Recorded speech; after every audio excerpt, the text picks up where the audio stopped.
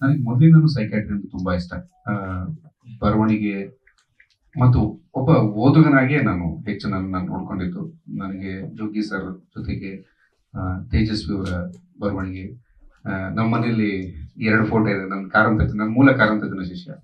ಆ, ಅಂದ್ರೆ ಅವ್ರ ಜೊತೆ ಚಿಕ್ಕ ಹುಡುಗನಾಗಿದ್ದಾಗ ಮರ, ಹುಲಿ, ಬ್ಯಾಕ್ ಸ್ಟೇಜ್ ಎಲ್ಲ ಆಗುವಂತ ಅವಕಾಶ ಸಿಕ್ಕಿತ್ತು. ಆ, ನಂಗೆ ಸೈಕ್ಯಾಟ್ರಿ ಯಾವಾಗಲೂ ಸ್ವಲ್ಪ ಇಂಟ್ರೆಸ್ಟಿಂಗ್ ಸಬ್ಜೆಕ್ಟ್. ಈಗ ಫಾರ್ ಎಕ್ಸಾಂಪಲ್ ಇದು ಹೆಸರು ಅಂತ ನನಗೆ ಹೆಂಗ್ ಗೊತ್ತಿದೆ, ನಾನು ಈ ಹೆಸರನ್ನು ಇಲ್ಲಿ ನೋಡ್ತಾ ಇಲ್ಲ. ಲೈಟ್ ನನ್ನ ಇದ್ರ ಮೇಲೆ ಬಿದ್ದು ರಿಫ್ಲೆಕ್ಟ್ ಆಗಿ ರೆಟಿನಾದಲ್ಲಿ ಇನ್ವರ್ಟೆಡ್ ಇಮೇಜ್ ಕ್ರಿಯೇಟ್ ಆಗಿ ನನ್ನ ತಲೆ ಒಳಗಡೆ ಇದು ಹೆಸರು ಅಂತ ಆಲ್ರೆಡಿ ರಿಜಿಸ್ಟರ್ ಆಗಿರೋದ್ರಿಂದ ಇದು ಗೊತ್ತಾಗ್ತಾ ಇದೆ.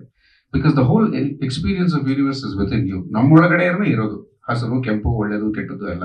ಸೊ ನಾವು ಪ್ರಪಂಚ, ಈಗ ನನಗೆ ಕಾಣೋ ಪ್ರಪಂಚ, ಈಗ ಆಲ್ಮೋಸ್ಟ್ 50% ಆಫ್ ಹಸುಗಳು ಕಲರ್ ಬ್ಲೈಂಡ್ ಇರ್ತವೆ. It's very interesting. ಗೂಳಿ ಕೆಂಪು ಕಲರ್ ನೋಡ್ಕೊಂಡು ಗೊತ್ತುತ್ತೆ ಅಂತ, ಕೆಂಪು ಕಲರೇ ಕಾಣಲ್ಲ ಅದಕ್ಕೆ. ಸೊ ಈ ತರದ್ದು ನನಗೆ ಯಾವಾಗಲೂ ಇಂಟ್ರೆಸ್ಟ್ ಇತ್ತು.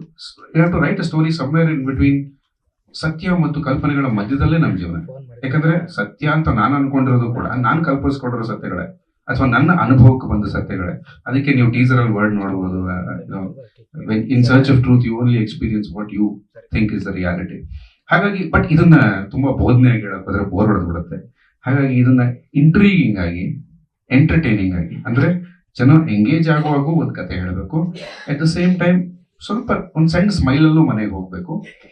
ಒಂದ್ ಸ್ವಲ್ಪ ಅಲ್ಲಲ್ಲಿ ಎದುರಿಸಿ, ಅಲ್ಲಲ್ಲ ಒಂಚೂರು ಸೀಟ್ ತುದಿ ಕೂರಿಸಿ ಏನೋ ಒಂದು ಪ್ರಯತ್ನ ಮಾಡಿದಾರಪ್ಪ ಅಂತ ಒಂದು ಭರವಸೆಯನ್ನ ಎಸ್ಟಾಬ್ಲಿಷ್ ಮಾಡೋದಷ್ಟೇ ನಮ್ಮ ಪ್ರಯತ್ನ ಸರ್.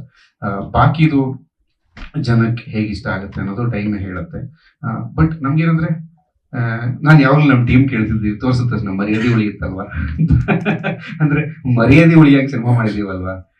ಅಂದ್ರೆ ಹಾಗಾಗಿ ನಮ್ಮ ಕೆಲಸ ಯಾವತ್ತು ಇದನ್ನ ಈ ತರ ಮಾರ್ಕೆಟ್ ಮಾಡಬೇಕು ಅಥವಾ ಈ ತರದೊಂದು ಯೋಗ್ಯ ಬೆಲೆಯನ್ನು ಇದಕ್ಕೆ ಪಡ್ಕೋಬೇಕು ಅನ್ನೋದಕ್ಕಿಂತ ಒಂದು ಗೌರವ, have we delivered something which is respectable ಅನ್ನೋದಷ್ಟೇ ನಮ್ಮ ಇಂಟೆನ್ಷನ್ ಆಗಿತ್ತು.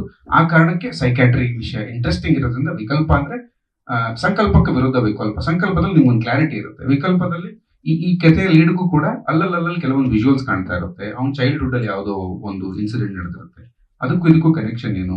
ಇದು 3 ಟೈಮ್ ಲೈನ್ ಅಲ್ಲಿ ಹೋಗುತ್ತೆ ಸರ್ ಕತೆ. 1986, 2017, 2022 ಈ ಸ್ಕ್ರೀನ್ ಪ್ಲೇಗಳ ಮಧ್ಯದಲ್ಲೇ ಜಬಲ್ ಮಾಡ್ತಾ ಹೋಗ್ತೀವಿ ನಾವು.